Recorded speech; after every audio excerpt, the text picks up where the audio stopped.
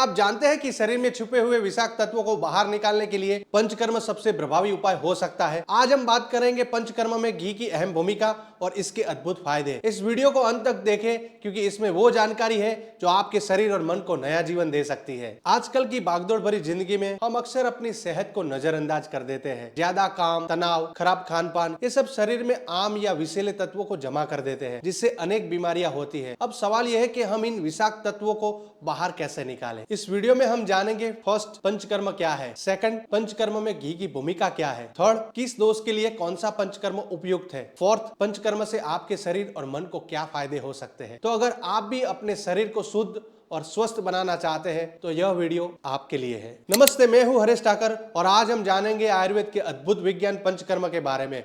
मैं इस चैनल पर आयुर्वेद और स्वास्थ्य के विषय में गहरी जानकारी साझा करता हूं ताकि आप भी अपने जीवन को प्राकृतिक और स्वस्थ बना सके। पंचकर्म क्या है? What is panchakarma? आयुर्वेद के अनुसार शरीर में 3 दोष होते हैं, वात, पित्त और कफ। जब ये दोष असंतुलित हो जाते हैं तो रोग उत्पन्न होते हैं। चरक संहिता कहती है विकाराणाः समाप्यर्थ कर्माण्यनुत्तमानिच, अर्थात शरीर के रोगों की जड़ से समाप्ति के लिए पंचकर्म श्रेष्ठतम उपाय है। पंचकर्म के 5 मुख्य भाग हैं। फर्स्ट, वमन, औषधिया द्वारा वमन।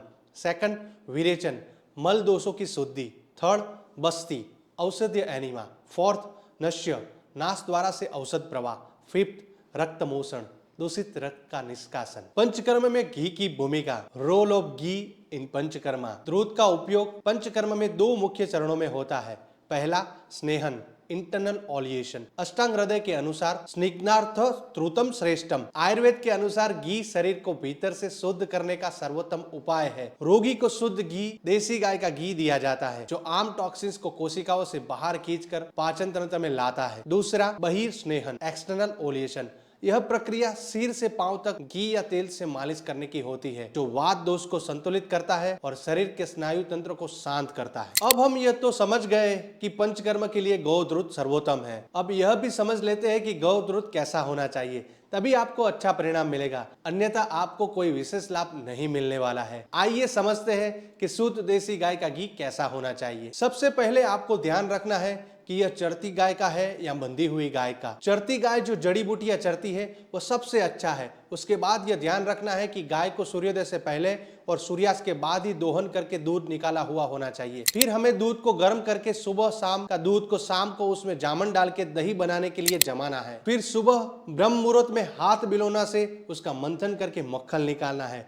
फिर जो मक्खन निकले उसको धीमी आंच पर गर्म करना है और उसमें जो छाछ का जो हिस्सा है उसको अलग करना है और वो शुद्ध घी आपको उपयोग करना है, तभी आपको अच्छा परिणाम मिलेगा, वरना आपका पंचकर्मा का खर्चा भी बेकार जाएगा। आइए अब समझते हैं साइंटिफिक व्यू।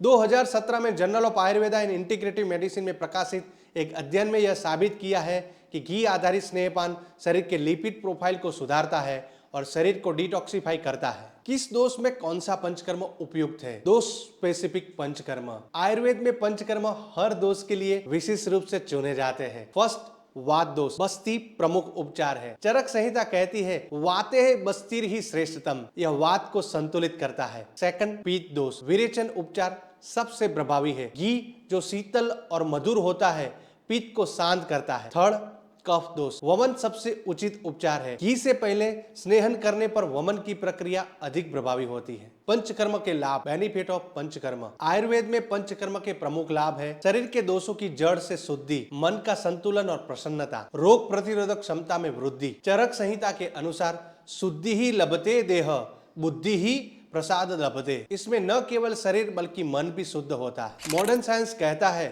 2015 में बीएमसी कॉम्प्लीमेंट्री मेडिसिन में प्रकाशित एक अध्ययन ने दिखाया कि पंचकर्म से विभिन्न स्वास्थ्य संकेतकों जैसे रक्त लिपिड स्तर, वजन और रक्तचाप में सुधार हुआ। क्या हर कोई पंचकर्म करा सकता है? Who can do panchakarma? हर व्यक्ति के लिए पंचकर्म उपयुक्त नहीं है। आयुर्वेद कहता है यथार्ह कर्म संपादयम, चरक संहिता।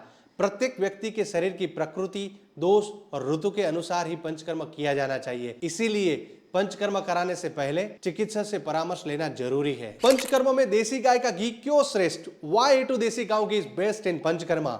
A2 देसी गाय के घी में ब्यूट्रिक एसिड की अधिकता होती है जो कोशिकाओं तक आसानी से पहुंचता है और शरीर को शुद्ध करता है। भाव प्रकाश ग्रंथ में उल्लेख है गोत्रुतम मेद्यम बल्यम आयुष्यम अग्निदीपनम, गोधृत यानी देसी गाय का घी बुद्धि को तेज करता है, शरीर को बल देता है और पाचन को सुधारता है। अगर आपने आज कुछ नया सीखा और आप भी पंचकर्म के लाभ का अनुभव करना चाहते हैं तो नीचे कमेंट में लिखिए, मैं शुद्धि के लिए तैयार हूं, और इस वीडियो को उन लोगों तक शेयर करें जिन्हें इसकी जरूरत हो। अगर आपको यह वीडियो अच्छा लगा हो तो लाइक करें और सब्सक्राइब करना न भूलें। आगे हम और भी आयुर्वेदिक रहस्यों को आपके साथ साझा करेंगे ताकि आप भी अपने जीवन को प्राकृतिक और स्वस्थ बना सके। ट्रुथ शुद्ध हो, जीवन सुधरता है। याद रखें, जब शरीर शुद्ध होता है तब मन निर्मल होता है, और जब मन निर्मल होता है तभी सच्ची चेतना का उदय होता है। पंचकर्म सिर्फ देह शुद्धि नहीं, आत्मा की यात्रा है। आइए साथ मिलकर स्वस्थ जीवन की ओर कदम बढ़ाएं। धन्यवाद।